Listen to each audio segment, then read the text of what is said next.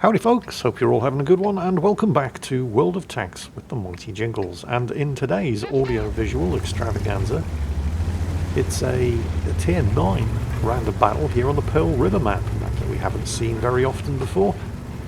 It makes a nice change to not be watching people playing on Ruinberg. And this is Belega in one of my favourite tanks, the Centurion Mach 7/1. Not a great tank, I have to admit. I mean, it's certainly not a bad tank, but it definitely has certain distinct drawbacks. It's not very fast, it only has a top speed of 40 kilometers per hour, but that's not slow, and it has fantastic power to weight ratio and great ground resistance, which means that it doesn't bleed speed off when going over rough ground or climbing hills in the way that other faster tanks often do. Also, because it's a medium tank, it's not particularly well armoured. In fact, it's quite badly armoured, although it does have a very strong turret front, allowing you to take advantage of hold down positions in combination with the great gun depression on this 105mm gun. This gun, by the way, is excellent in almost every regard. Almost. It's got great penetration. Oh, he's already lost his platoon mate in the Leopard prototype, and there's another ally's just been destroyed. Going to have some good flanking shots here against these two enemy tanks. Oh, and another ally's just been destroyed. Awesome. The team are 3-0 down already. Great start. Trying to get a follow-up shot there against the IS-7 and his buddies. And that quite neatly demonstrates the one real serious disadvantage of this 105mm gun. The reload. It's terrible. I mean, the accuracy's good, the penetration is good, it gets APCR ammo as its standard ammunition. The aiming time's not bad. Everything about this gun is great. Good alpha damage as well.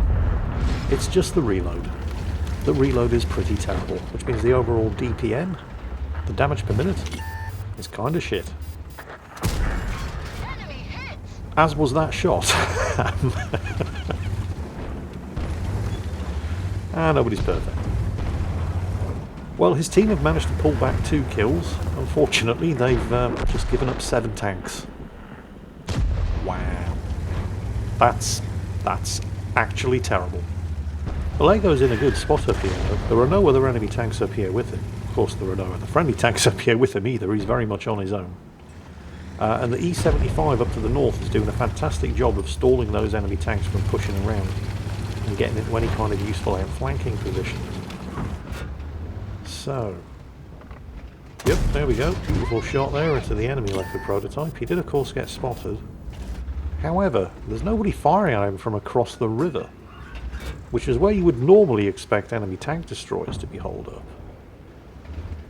Oh, and there's the T-56. Now, because that T-56 is within...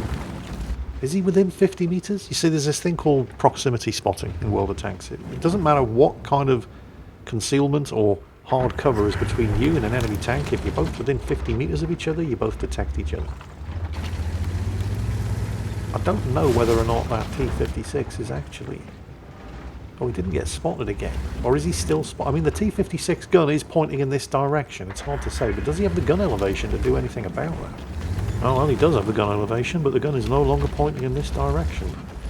Now, a lot of people would be tempted to just cliff dive off here and take out the T-56 that way, but that's some extremely uneven ground, and there's an excellent chance you'd get stuck halfway down and just end up looking stupid, and then looking stupid and dead. So he took care of the T-56 the safe way. I mean, this tank does have excellent gun depression as well. He's looking for the kill on the Leopard prototype. The team are actually pulling some of the kills back. They're only 2 kills down now. And that E-75 up the north has been doing a fantastic job. But Belega had been sitting in that spot for a while, and he'd only really gotten to fire the gun once. And while it was a safe spot, you need to get this gun working, particularly when the team are 2 kills and 1,000 hit points down. So he moves around to have a look over here in the southwest and gets a shot into the S-tank. And he's hitting pretty hard because he's using Hesh. Centurion doesn't have high explosive ammunition, it gets Hesh instead, high explosive squash head. Talk about that in a moment, but for now, here's the slow reload of the Centurion in action. He blows the tracks off the Panther. The Panther waits, the tracks get repaired, and he's in cover before the gun reloads, and he's able to follow up with an actual damaging shot, although the Panther apparently didn't learn his lesson the first time.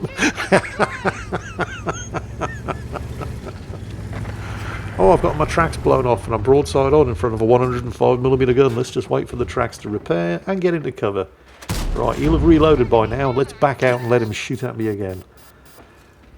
Good shot there against the Shah Future 4.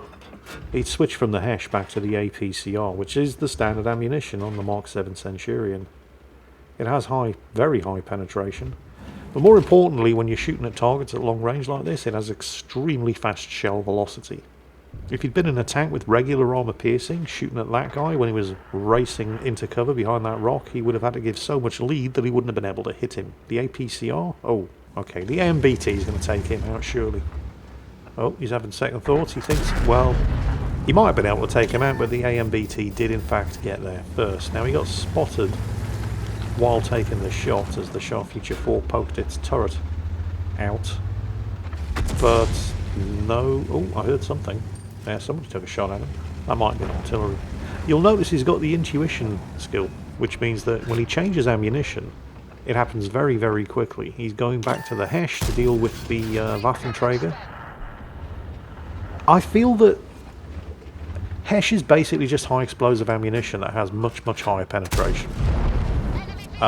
So when you're shooting at thinly armoured targets, it's a very good idea to switch to the Hesh. Now, he's got premium Hesh, and he has been using some of it, and regular Hesh, as well as the APCR, which is not gold ammo on this tank, it's the standard ammo. So logically, when you're shooting at a badly armoured target, if you've got the Hesh or the high explosive, you're going to do more damage. If it penetrates. And that's the problem, isn't it? Because it can troll you. And he's now the last tank left alive on his team against 5 enemies. The Lorraine over there, who is a one-shot kill, just finished off the artillery. Which possibly means that the Lorraine is now thinking, I'll go for a reload. I mean, it doesn't matter, he has to kill him anyway. And it looks like the Lorraine was going for a reload. 4 enemies remaining. 3 tank destroyers. One of which, as we saw in a recent video, the AMX AC-48, is remarkably tough from the front, but does have a weak spot on top in the shape of the rangefinder. The other 2 tank destroyers, not so heavily armoured. The S-tank relies on its armour sloping rather than its armour thickness, and high explosive doesn't care about armour sloping. The GW Tiger P, however, is actually fairly well armoured, at least in the hull. Oh, and there's the AMX. Yeah, that's not good. And he did get spotted. And, yep, there's the artillery. 364 damage, and of course stunned the crew. Neither of which is good. He's got the regular Hesh loaded. And that is an AMX AC-48. And regular Hesh isn't even good enough to guarantee a penetration on the side armour. He went for the rangefinder, but, well, yeah, dubious shot at that kind of range. Regular Hesh, however, will be capable of getting through the gun shield of a Waffenträger. Good damage roll, nowhere near good enough. It's going to take 2 more shots, and of course, closing in like this, the Waffenträger is definitely going to hurt him. Another good damage roll. Artillery blew his tracks off. There goes the repair kit. He's closing in to ram because he wasn't going to reload fast enough. And now, of course, he's got to try to get out of there before the AMX AC-48 catches up, because it's a fast tank destroyer and gives him a very unwelcome dose of surprise butt sex, and also trying to keep the artillery guessing. Speaking of guessing, where did the S-tank go? Takes a quick look to see whether or not the S-tank is trying to sneak into the cap. I mean, he's obviously not capping, but he might have been able to catch him in the open as he was moving to the cap circle. Nothing down there. No sign of the AMX-48. He's lost an awful lot of health in a very short period of time. And there's the AMX-48, and he's got the Hesh loaded. He's going for the rangefinder. 504 damage, that's good. You see, the thing about that thing is it actually has extremely tough armour out the front. But then again, so does the Centurion's turret. And the Centurion's turret, unlike the AMX, doesn't have a dirty great big weak spot on top, like that rangefinder over there. Also, don't know if you noticed, but the capture alarm was going off, which means the S-tank was moving around to the southeast there. Vallejo still has the Hesh loaded. The AMX is a one-shot kill, and he knows that he's backing up, trying to troll him into moving to a position where he can be hit by the artillery And here's where the high explosive trolls you. Yes, 100... Really? Although the AMX is firing high explosive back. Yes. 2 shots to take out a tank that had less than 200 health with high explosive squash head ammo. This stuff is good. It's basically high explosive with higher penetration. But I've lost track of the number of times when I've lined up a shot at a target with high explosive ammunition that should have one-shotted it, and instead it's managed to find the one 10cm plate on the tank that actually had effective armour. And armour piercing would have just done the trick in one shot.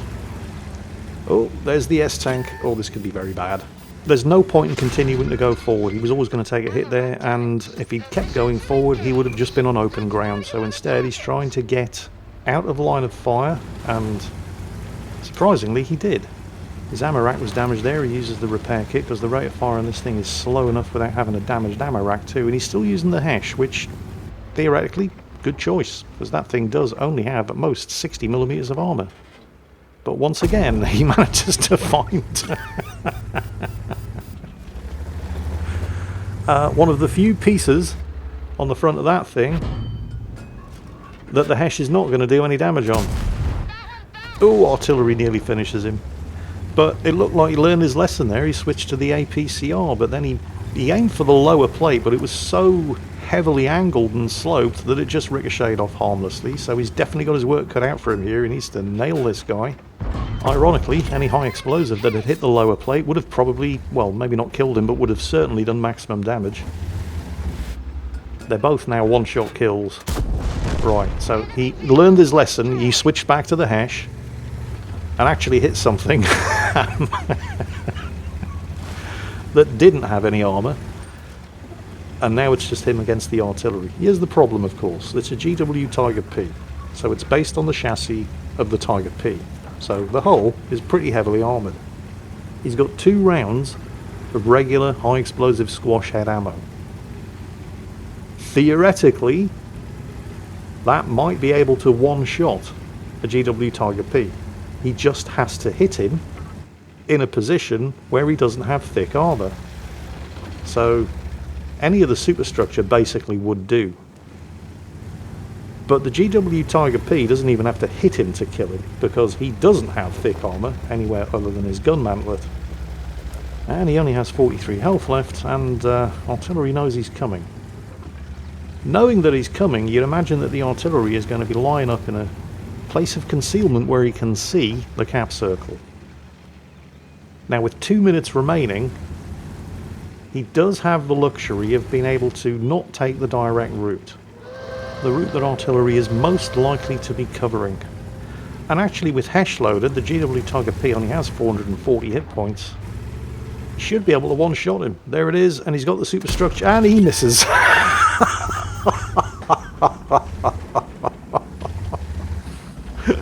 Oh, you poor bastard. Well, you're going to have to do something inventive here.